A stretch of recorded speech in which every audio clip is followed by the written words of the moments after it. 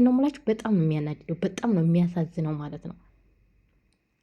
ምክንያቱም በውጭ ሀገር ላይ ሰው እንዴት እንደሚቀየር ታውቃላችሁ?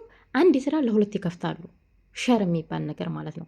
አሁን ምሳሌ 100,000 ድርሃም ማውጣት ካለባቸው አንድኛው 50,000 አንድኛው 50,000 ሆነው 100,000 ከፍተው በ100,000 ከፍተው ሁለታቸውም ሰርተው ይቀየሩና ያ 100,000 200,000 300,000 400,000 ሲሆንላቸው 200,000 ለአንዱ 200,000 ለአንዱ አድርገው ብቻ ለብቻቸው ይከፍታሉ።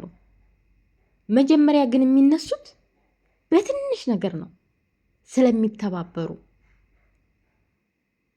ኢትዮጵያ ስትሆኑ ግን ምቀኛ የበዛበት ሀገር። ማርያምን በጣም ነው የምታሳዝኑት። እኔ በጣም ነው ያሳዘነችኝ።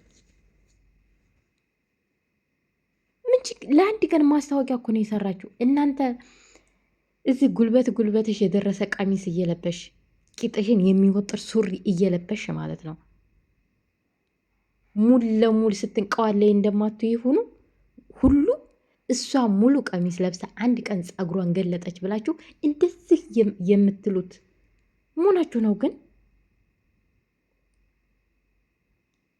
ይሄኔ አሁን ማለት ነው ይሄኔ እናንተ አይደለም ጸጉራችሁን ሻርብ ሳትለብሱ ልብስ ሳትለብሱ ራሱ የምትወጣላችሁ። ልብስ ስላችሁ በቃ ከጉልበታችሁ በላይ ያለ ልብስ ለብሳችሁ ምንድነው እናንተ የሆነ በቃ ፈጣሪ የሰጣችሁን ነገር ራሱ የማትሸሽጉ ሰዎች እዚህ ጋር መታችሁ ለምን ሻርባ ወለቅሽ፣ ለምን ዛሬ ማስታወቂያ ሰራሽ ብላችሁ እዚህ ጋር ትጨቀጭቋታላችሁ። ምን አገባችሁ እናንተ? ምን አገባችሁ እናንተ? ይሄ እሷን ህይወት አትኖሩ፣ እሷ የእናንተን ህይወት አትኖር። እሷ የምትኖረው የራሷን ህይወት ነው፣ እናንተ የምትኖሩት የራሳችሁን ህይወት ነው። አረ ቤተሰብ ባካችሁ እንከባበር። የእውነቴን ነው የምላችሁ፣ እንከባበር። ዝም ብላችሁ ዘላችሁ መጀመሪያ ራሳችሁን ንጹህ ሁኑ። ራሳችሁን ንጹህ ከሆናችሁ በኋላ ሰውን ለመሳደብ ሰውን ለመተቸት ትደርሳላችሁ። መጀመሪያ ራሳችንን እንመልከት። ራሳችንን ሳንመለከት በፊት ሰው ላይ ቁጥ ይጣንበል። የእውነቴን ነው። እኔ እቺ ልጅ በጣም ነው ያሳዘነችኝ። ባለፈ ያሳለፈችው ነገር አንሶ ዛሬ ላይ ደግሞ መልሳችሁ እንደዚህ እሷን ዙሪያ ጥምጥም የምትሄዱት ምን አረገቻችሁ? ኧረ ተው። ሁላችንም ምን ኃጢአት አለብን ብለን ማሰብ አለብን። እውነት ለመናገር ኃጢአት የሌለበት ሰው የለም። ነገር ግን ደግሞ ሁላችንም ኃጢአተኛ ነን።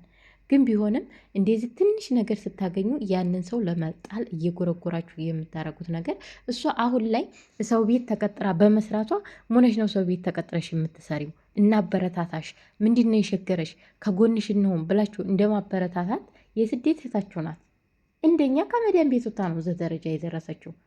ነገር ግን እናንተ እሷን ለመጣል ገና ሻርብ ለምን አወለቅሽ ብላችሁ ዙሪያ ጥምጥም ትሄዳላችሁ። ይሄ ነገር አግባብ ነው? አግባብ አይደለም።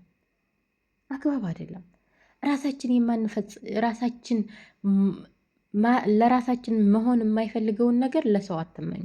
እሱ አሁን እዚህ አረብ ሀገር ላይ ብትሞት ምን ትጠቀማላችሁ እናንተ? እሷ ቦታ ላይ እኮ አትሆኑም።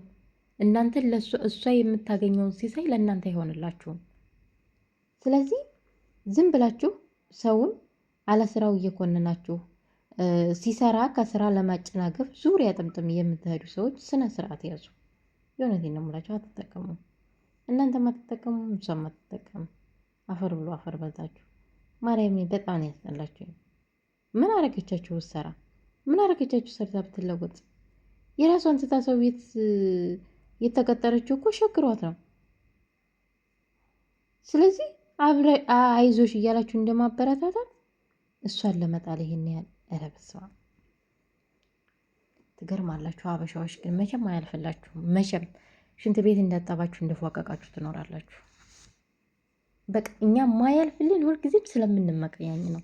ሰው ሲያልፍለት፣ ሰው ሲደሰት ስለማንወድ፣ ሰው ሲያዝ ነው የምንደሰተው እኛ። ለዛም ነው ወደታች ቁልቁል ይወራል ነው። በጣም ይቅርታ ለቃላቴ ማርያምን። እኔ በጣም ነው ውስጤን የነካችሁ ይችላል ማለት ገና ሻርቧን ለምን አለበሰችን ብላችሁ እንደዚህ መናገር አልነበረባችሁም። ብቻ ለሁሉም ነገር ልቦና ይስጣችሁ። ሌላ ምንም አልልም።